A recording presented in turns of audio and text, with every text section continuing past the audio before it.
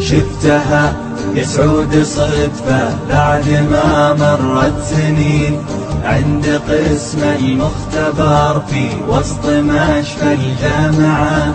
جيتها ثم قلت ممكن في سؤالي تسمحين، نظرت فيني بدهشة نظرة متواضعة، قالت انت تحسبني من بنات صايعين، تحسبني في زماني عن طريقي ضايعة.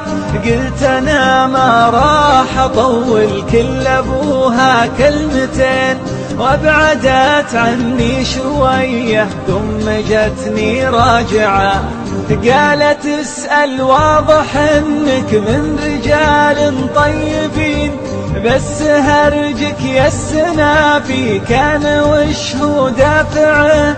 قلت انا حبيت وحدة يوم كنا صغيرين، من 8 سنين راحت للمواصل قطعة. عقبها ما ذقت نوم يهتنيها النايمين، ساهر في طول ليلي لين شمسي طالعة.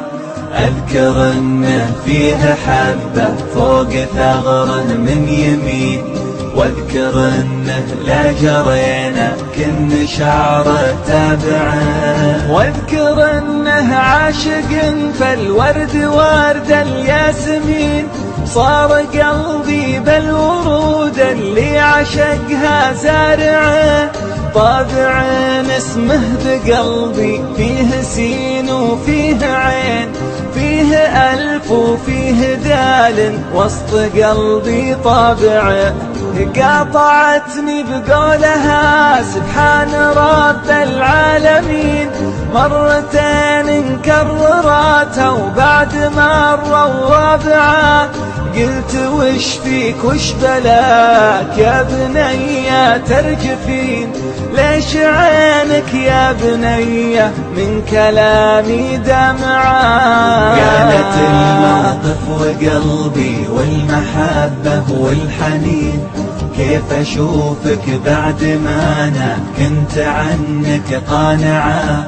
قلت أنا بسألك يمكن إنك تكوني تذكرين عن مواثيق ثمنها من حياتي دافعة. قالت ظروف الزمان ما تطيع العاشقين، ضيعوني غصب حبك لو هماني بايعة. أنا في دنياي حالي كنها حال السجين، حتى لو فكوا سراحه فيه شيء مانعه. زوجوني غصب واحد وحرموني حاجتين، السعادة في زماني والحياة الرائعة. والحين أنا 3 عندي ريم وياسمين، والولد اسمه على اسمك والمشاعر جايعة، والولد اسمه على اسمك والمشاعر جايعة.